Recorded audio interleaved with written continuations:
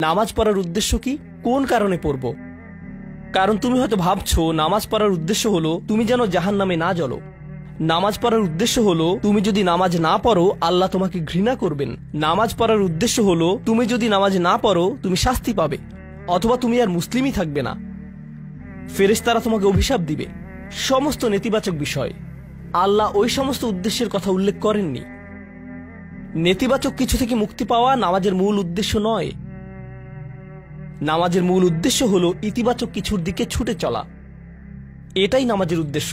এমন দুই ছাত্রের মধ্যে পার্থক্য জানো? একজন লেখাপড়া করে যেন সে ফেল না করে, আর অন্যজন লেখাপড়া করে কারণ সে ওই সাবজেক্টটা পড়তে ভালোবাসে। একজন ছাত্র পড়ালেখা করছে পজিটিভ কিছুর জন্য, আর অন্যজন পড়ালেখা করছে কারণ সে এমন কিছু থেকে বাঁচতে চাচ্ছে যা নেগেটিভ। একজন কর্মচারী তার চাকরিটাকে দারুণ ভালোবাসে, আর অন্য একজন কর্মচারী শুধু চায় সে যেন চাকরিটা না হারায়। তারা একই চাকরি করছে, একেবারে অভিন্ন চাকরি, কিন্তু একজন চাকরিটা করতে পেরে কি যে খুশি, কত যে আনন্দ তার, আর অন্যজন খুবই হতাশ, সবসময় মনমরা ভাব। কেন?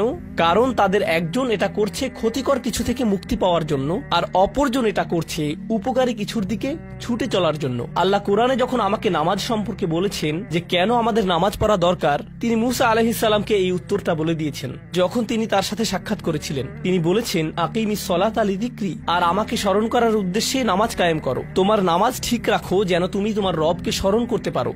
আমি তোমাকে ইতিমধ্যে বলেছি যে তোমার আমার সম্পর্কটা খুবই সীমিত, কিন্তু তোমার সাথে আল্লাহর সম্পর্কটা অনেক আগে থেকে শুরু হয়েছিল,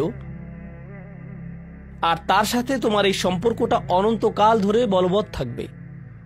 তাই সেই সম্পর্কটির কথা স্মরণে আনা আবশ্যক, কারণ ভালো যত কিছু তোমার কাছে আসে তা আসে ওই সম্পর্কটা থেকেই।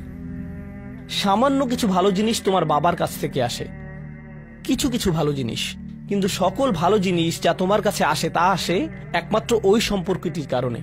যদি তুমি চাও সকল উপকারী জিনিস তোমার জীবনে অবস্থান করুক, তখন তোমাকে অবশ্যই তার কথা স্মরণ করতে হবে যার নিকট থেকে সকল কল্যাণের আগমন ঘটে, যার নিকট থেকে সকল নিয়ামতের আগমন ঘটে, সকল রিজিকের আগমন ঘটে, সকল হেদায়েতের আগমন ঘটে। আর তাই আল্লাহ বলছেন সর্বোত্তম যে উপায়ে তুমি এটা করবে তা হলো নামাজের মাধ্যমে তুমি আমাকে স্মরণ করবে। এজন্যই তোমার নামাজ পড়া দরকার।